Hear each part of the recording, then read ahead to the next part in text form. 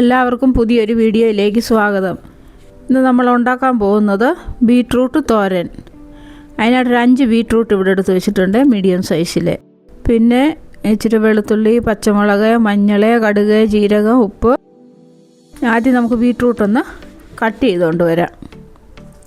പിന്നെ ഉള്ളി, പച്ചമുളക്, വെളുത്തുള്ളി, ജീരകം, മഞ്ഞൾപ്പൊടി. ഇതാദ്യം ഒന്ന് ചതയ്ക്കാം.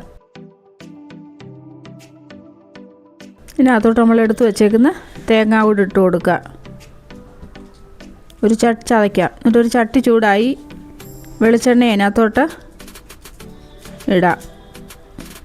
വെളിച്ചെണ്ണ ഉരുകി വരട്ടെ. കടുക് ഇട്ട് കൊടുക്കാം.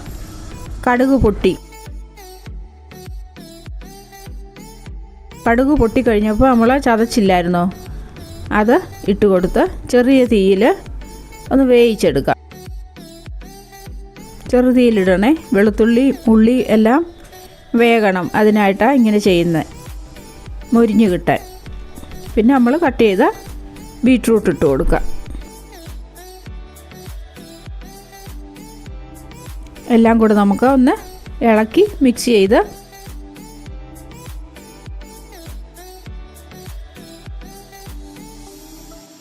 പിന്നെ ഉപ്പും കൂടി ഇട്ട് കൊടുക്കാമേ. നമുക്ക് കരിവേപ്പില ഇട്ട് കൊടുക്കാം.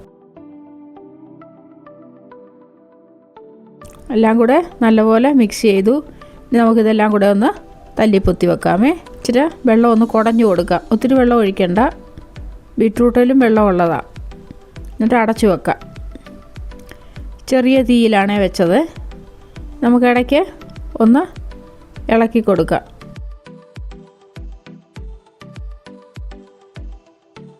ഇളക്കി കൊടുത്ത് വെച്ച് വീണ്ടും അടച്ചു വെച്ച് ചെറു തീയിൽ.